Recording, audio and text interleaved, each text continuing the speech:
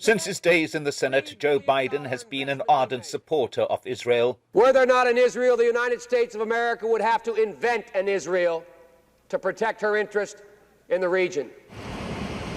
As vice president in the Obama administration, he took point on what were still considered viable negotiations in the Palestine-Israel conflict.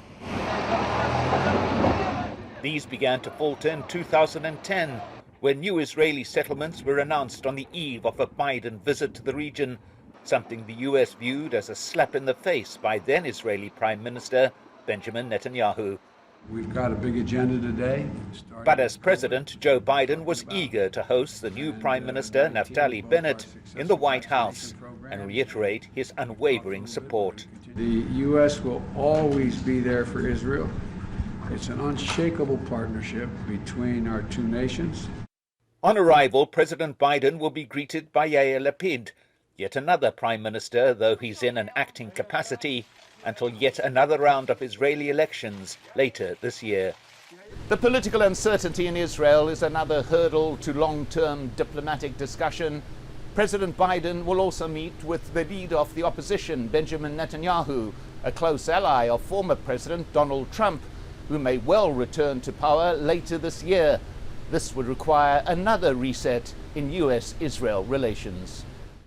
Human rights issues will also loom over President Biden's visit to Israel and the occupied West Bank, where he's likely to face sharp questions about the US report on the killing of Al Jazeera journalist Shireen Abu Akleh, which found she was likely killed by unintentional gunfire from Israeli positions, but could not reach a definitive conclusion about the origin of the bullet that struck her. The inconclusive report was met with anger by Palestinian officials and family members. I suspect the president will try to use the report in a positive way to indicate that the U.S. was willing to take a look at this issue. This is something that the Trump administration almost certainly would not have done.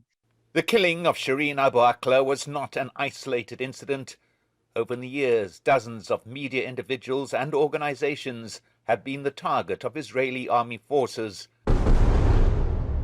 In May last year, a building housing international media offices, including those of Al Jazeera and the Associated Press, were destroyed in an air raid.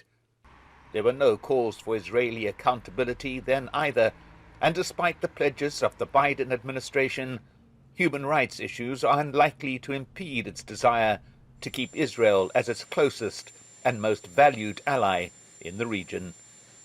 Mike Hanna, Al Jazeera, Washington.